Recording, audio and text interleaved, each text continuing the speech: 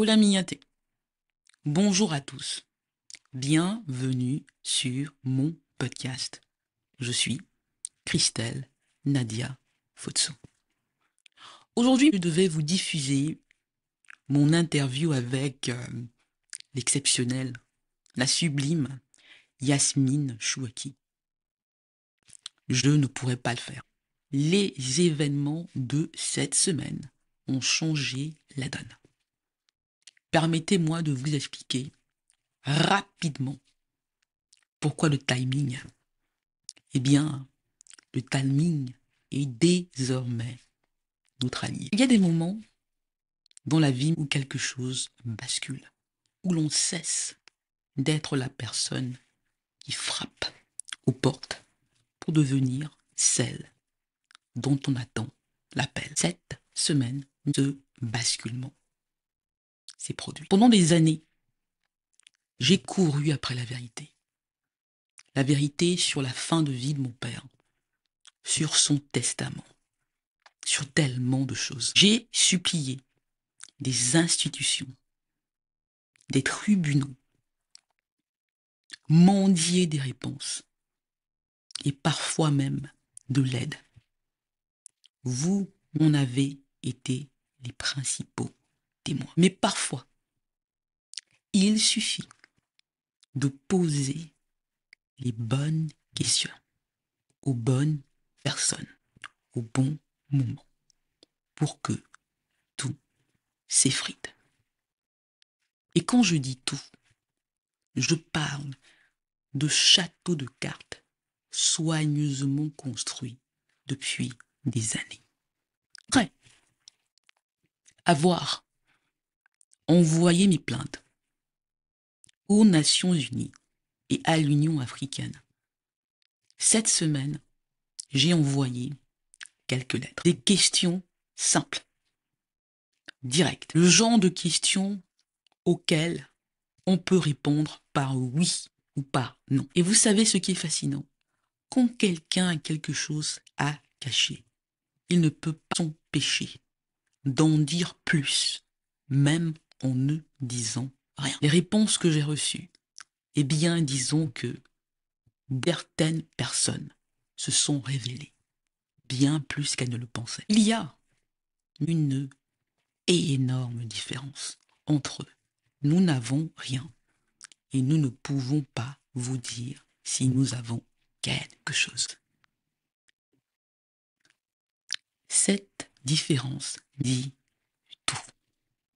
Et quand mignonné, une personne disparaît de son bureau après avoir reçu votre courrier, cela parle aussi. Ce qui est remarquable, c'est que je ne cours plus après eux. Ce sont eux, maintenant, qui se demandent ce que je sais. Ils ont parié des années sur ma vulnérabilité, sur le fait que je suis une femme en situation de handicap, sans ressources, sans voix. Ils ont parié sur mon isolement. Ils ont mal parié. Car, voyez-vous, lorsqu'on a la vérité de son côté, on n'a pas besoin de force, d'argent, de tout ce bling qui de nos jours accompagne ce qu'on croit être la puissance. Il me suffisait juste d'être patiente, stratégique et maintenant mignonné. Ils le savent. Alors pourquoi attendre pour révéler? Pourquoi ne pas tout vous dire là maintenant? Parce que l'anticipation est une arme puissante. Je peux aujourd'hui prendre mon temps et je le prendrai. Parce que ce moment est celui de la vérité. Il est le moment d'un homme, Fotso Victor, qu'on a humilié. Il est aussi celui d'une femme en situation de handicap qu'on en pensait écrasée devant des institutions, une opinion qui détournait le regard. Je vais donc prendre mon temps parce que lorsqu'on a les bonnes cartes, on ne les montre pas toutes en même temps. Il y a encore des réponses qui vont arriver. Chaque silence parlera autant que chaque mot.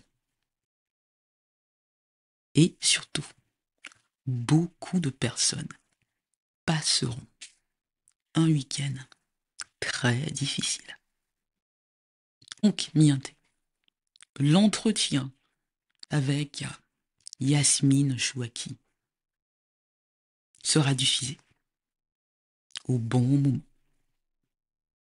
L'histoire complète sera racontée. Il faut simplement que on laisse que les choses se fassent. Pour ceux qui m'écoutent et qui se reconnaissent, vous savez qui vous êtes. Et vous savez maintenant que je sais aussi. Le château de cartes a commencé à s'effriter lorsque j'ai envoyé ces plaintes aux organisations internationales. Il a continué à s'effriter cette semaine avec ses lettres et ses réponses qui disent tout. Il ne reste plus qu'à regarder les dernières cartes tombées. Mianté,